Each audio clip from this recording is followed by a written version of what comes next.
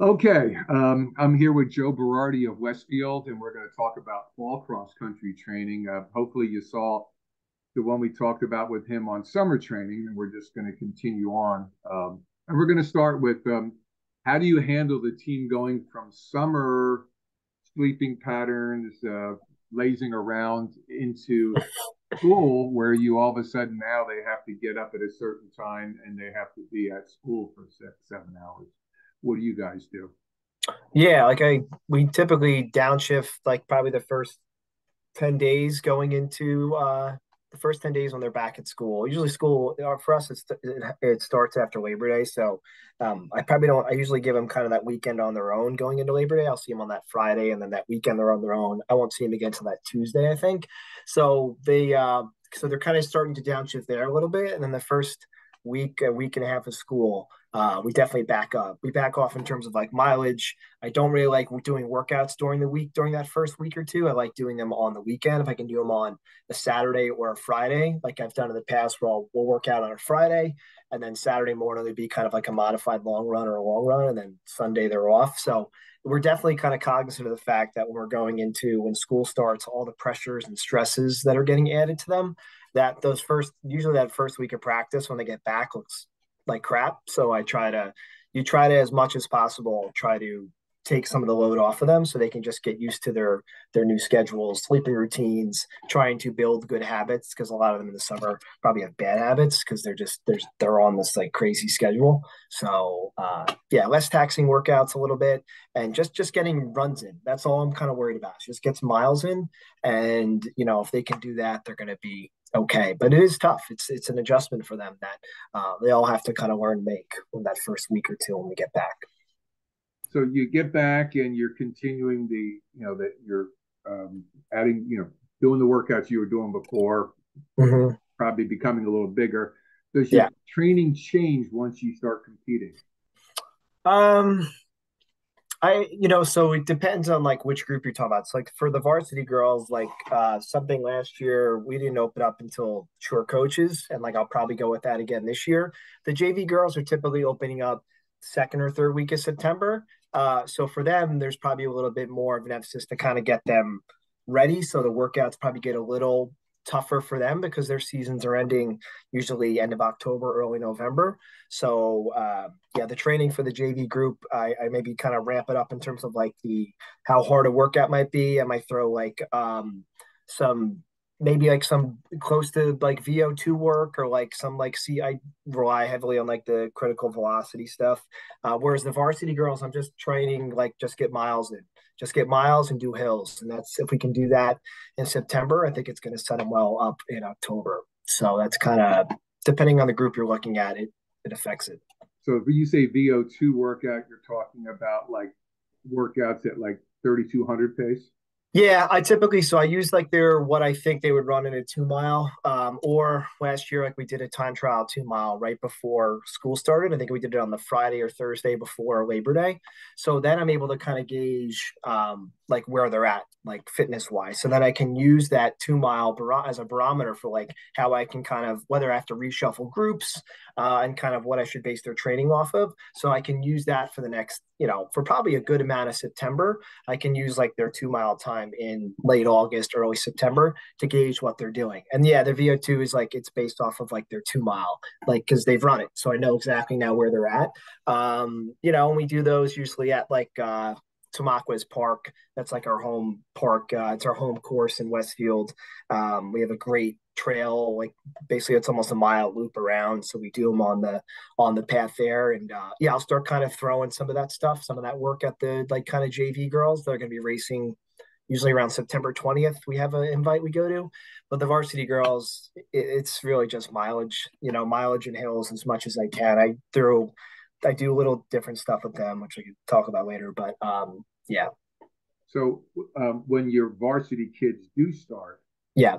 are you just continuing the same kind of training you were doing all along, or do you do anything different at that point? You probably ramp up like the intensity a little bit. Maybe if we're doing like 800s or thousands at Tamaqua's Park, I'm going maybe from hard tempo pace, maybe approaching CV, but then by probably like mid-October, third week of October, they're doing like VO2 stuff. And for me, I've learned the hard way of like trying to do VO2 stuff on like a Friday, and then they race on the next Wednesday.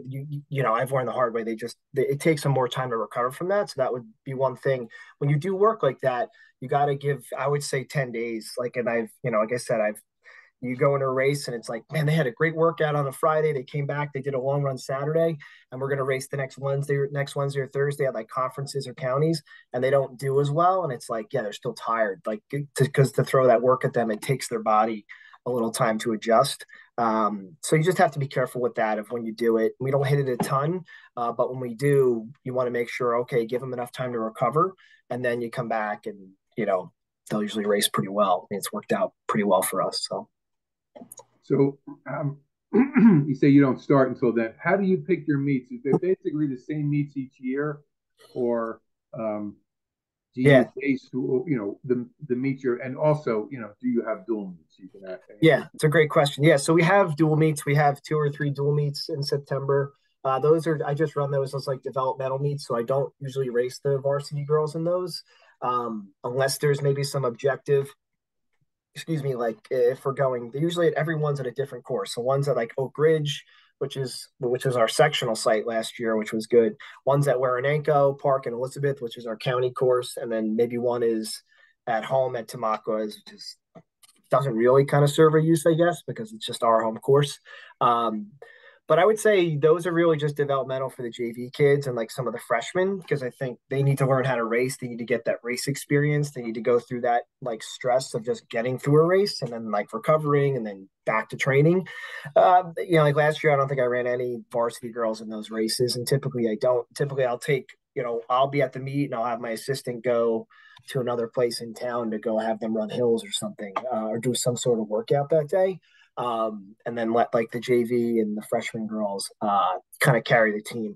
We don't even like score dual meets anymore, so like I don't really even care about. I just want to see like there's an objective for each race, right? So like when you're talking about like for the varsity girls when they do open up, like when I pick my meets, it's like why are we going to this course? There has to be some objective of what we're getting out of it. So like we don't race a lot. I've talked to a lot of coaches, probably leaned on Brian and Sean Walsh the most, the North Hunterdon coaches, well, Sean not anymore, but it's like, why do you guys only race like 6 times? It's like, well, why do you race 10? And I was like, it's a good point. And they're like, when you're going to a course, this is how I look at it. There has to be some defined objective of why you're racing there. So when you go to Homedale, obviously you're going to get, it's your coaches that's going to benefit you at groups and meet at champs.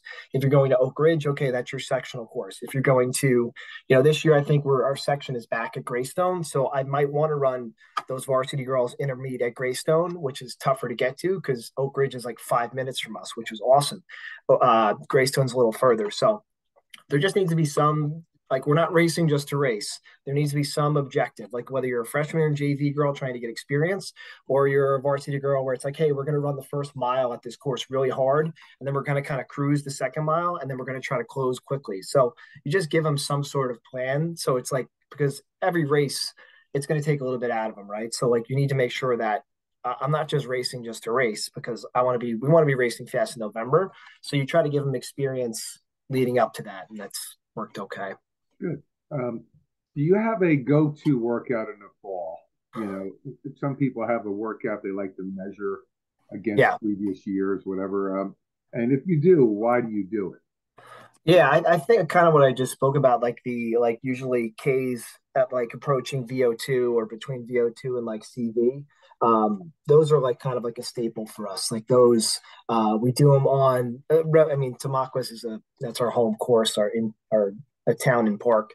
We usually do them there. That's like a good gauge if they can kind of based on what they ran in their 2 mile. And typically I'll update. So if they ran like 12:30 in a 2 mile time trial in August 31st, when we're doing that stuff, maybe 40 days later, 45 days later, I can adjust. Okay, they're probably maybe like a 12:15 now. So I can adjust it a little bit. And if they can kind of hit those paces, I always give them like a range. If they can be somewhere within that range of doing that workout, it's like, okay, we're ready to roll now. Like I said, I've made mistakes with like coming back too fast off of that because that takes a lot out of them. So, if you're doing that VO2 work, which I think is important, we've had like I typically when our teams hit those workouts and they can really that's like a I say that's a varsity level workout. Those are tough. depending on how many you're doing, if you're going to do 5 or 6, if you can get through that and they look like they didn't destroy themselves, but it was hard. Like, coach, that was one of the harder workouts of the season. Then I know, okay, whenever I pick, I have to be careful where we're going next. But that next race on the calendar, hopefully they're going to be like kind of ready to pop. And it just gives them confidence heading into like the championship part of the season. Because for us, we're in training mode until basically October 20th. And then when counties start, that's when I figure out. That's when I tell the girls, like, this is when championship season starts, is when county starts, which is usually a week before Halloween. And then that you want to be on for the next month, roughly. Well, and then that leads to the next question, which Yeah. is, does anything change when you're peaking? And now, I guess lots of times it depends on what kind of team you have. If you can make it to Yeah. the meet of champions, obviously you're going to peak for that. If you're really not going to do much damage, but you Yeah. do well in the county meet or the sectionals, then that might be the peak area. But what do you do? How do you change anything at all? Do you back off intensity, mileage, or do you just keep everything the same? Yeah, probably maybe we back off the mileage just a little bit. The intensity, I don't think we back off that too much. I mean, like you're trying to at that point, they're fit, like, by early November. They're fit, they're strong. Honestly, in my opinion, I don't know if there's a workout I can give him in November that's really going to be like, oh, that's the reason why we're going to make meet a champs. So that's the reason why we're going to get top 10 to meet the champs. The work is like 95% of done between July 5th and, October 5th. That's 3 months. Like, that's 90 days. That's like your base right there. At that point, I feel like from championship season on, when they're in like race mode now, it's really like psychological and mental and talking to the girls and talking about race plans. I'm not sure there's like um, there's something in terms of like training. Yeah, I'll cut back on the mileage. Maybe instead of running 40 miles, now we're going down to 35 miles a week, something like that. But in terms of like workouts, there's no secret workout I have. It's like we're keeping relatively the same stuff. Maybe I'll cut back one rep to keep them fresh for groups or for hopefully if we make meet champs. But yeah, I would say like it's pretty similar to what we've been doing all season. I don't want to I have done that in the past, and it's like you back off, and then the result's not there for other reason. And like last year, we kind of just we won the section for the first time in like 20 years, and I kept pretty much everything true all the way through. Maybe cut a rep off on like a hard 800 workout or something going into groups, but it's I don't change too much. Excellent. Yeah, Well, thank you for your time, yeah. Thank you. your knowledge, and great. Good luck this season. Yeah, thanks, Jim. You too, and I'll definitely see you out there at Homedale or wherever else. So thanks for having me on.